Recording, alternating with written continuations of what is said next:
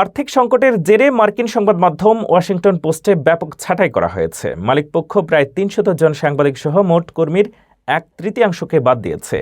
কর্তৃপক্ষ জানিয়েছে, digital traffic ও subscription কমে যাওয়ায় প্রতিষ্ঠানটি পুনর্গঠনের পথে হাঁটছে।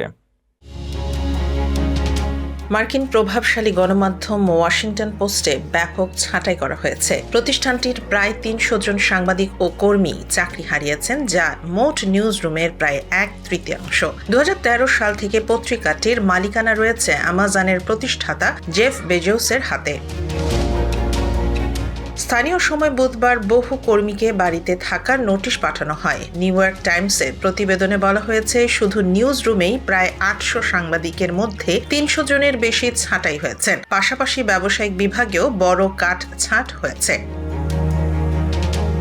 ওয়াশিংটন পোস্টের নির্বাহী সম্পাদক ম্যাট মারে কর্মীদের সঙ্গে এক ফোন কলে জানান, দীর্ঘদিন ধরেই সংস্থাটি আর্থিক ক্ষতির মুখে রয়েছে এবং পাঠকের চাহিদা পূরণে ব্যর্থ হচ্ছে। তিনি বলেন, ভবিষ্যতে পত্রিকাটি জাতীয় সংবাদ, রাজনীতি, ব্যবসা ও স্বাস্থ্য খাতে বেশি গুরুত্ব দেবে, অন্য বিভাগ সংকুচিত হবে।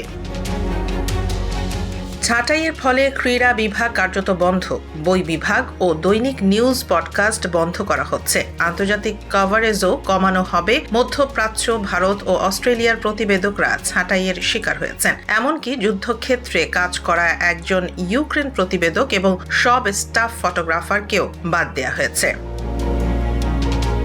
বিশেষজ্ঞদের মতে, ডিজিটাল ট্রাফিক কমে যাওয়া, জেনারেটিভ এআই এর উত্থান এবং পুরনো ব্যবসায়িক মডেলের ওপর নির্ভরশীলতাই এই সংকটের মূল কারণ। এই ছাঁটাই মার্কিন গণমাধ্যম জগতের চলমান সংকটের আরেকটি বড় উদাহরণ।